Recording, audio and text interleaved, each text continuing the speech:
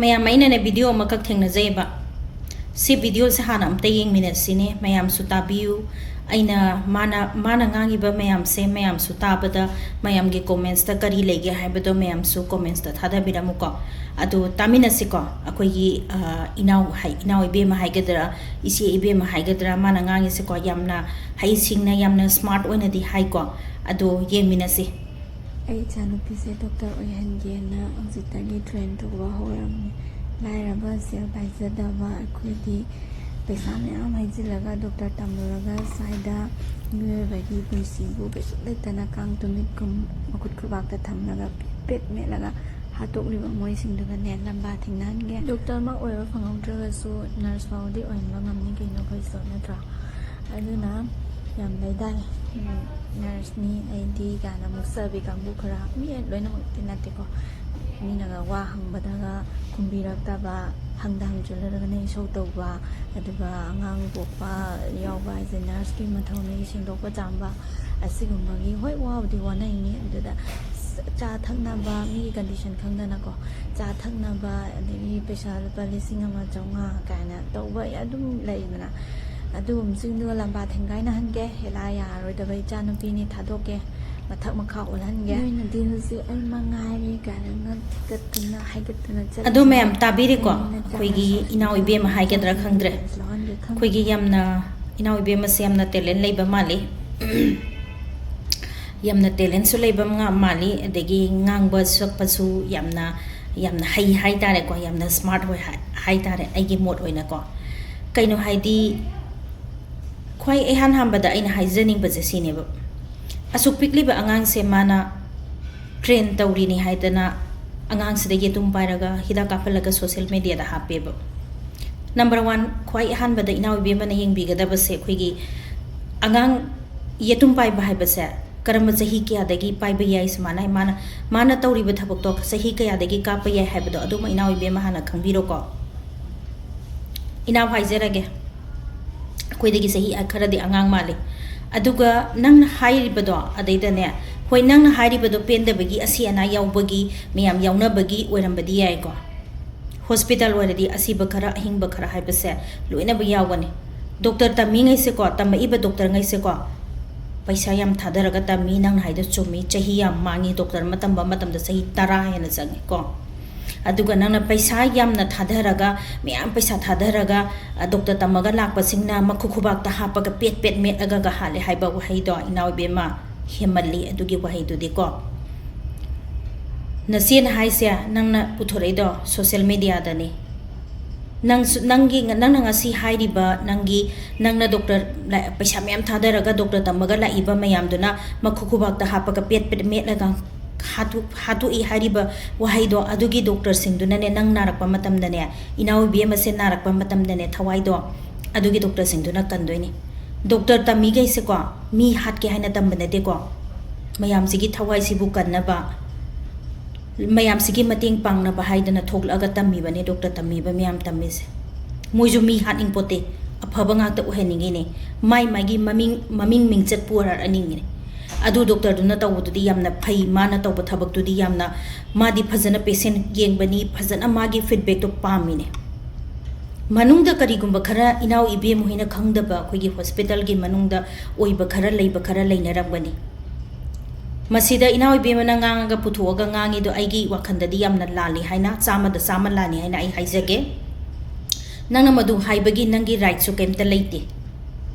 nangna madu kemta leite number 1 nangna pikliba ngang do nangna social media da hidak kaphanlaga singli da kaphanlaga nangna doctor nurse da heta yamna maru oidaba yamna usittabagi mongda nangna ngangba to adu khara hemali naw ibe man nungsibi asini aina haiga doise aduga nangna amana nurse ta maga huzikangi nurse kai hanguraga isau langai adagi nurse ta mega naga nangak thekatana pongkhatana haibado nangi wakhalan oirang bani ado mi gi condition duna anaba staff amana nurse amana patient kaya handle dawani anaba kaya handle dawani nuina hangba matam duda ma oiramba yai magi atopa patient atopa condition da yadaba aduna nangna hangiba question do nuina hangiba question do adu pibada phajana piba ngamda basu oiramba yai khuding makta negative ta loi lobudi patte nui nang ngangi bado nang na du yamna handana nang ngangi bado nurse amba tamba matamda doctor ama tamba matamda hekta tamba yaba nate nang ichanu pida kasu khangjada ba angang do nang social media do puthok piraga nurse doctor mayam nang kot kotana nang ngangi mayam do kotok tana tawbiganu please media ni yam chakhatla bane haiba singba hujikan yamna haiba singba yamna yam leira bane nasadu manang na kenula kaphanlaga nang na kaphali do nang na tawri do nang na sana khongda nang thori thu janbagi na khongda thang yan janjabagi thabak ne nang na tawri do kanagumba mi amana nang na pikliba angang do da nang na training su yaw da bida nang na hidak kaphali do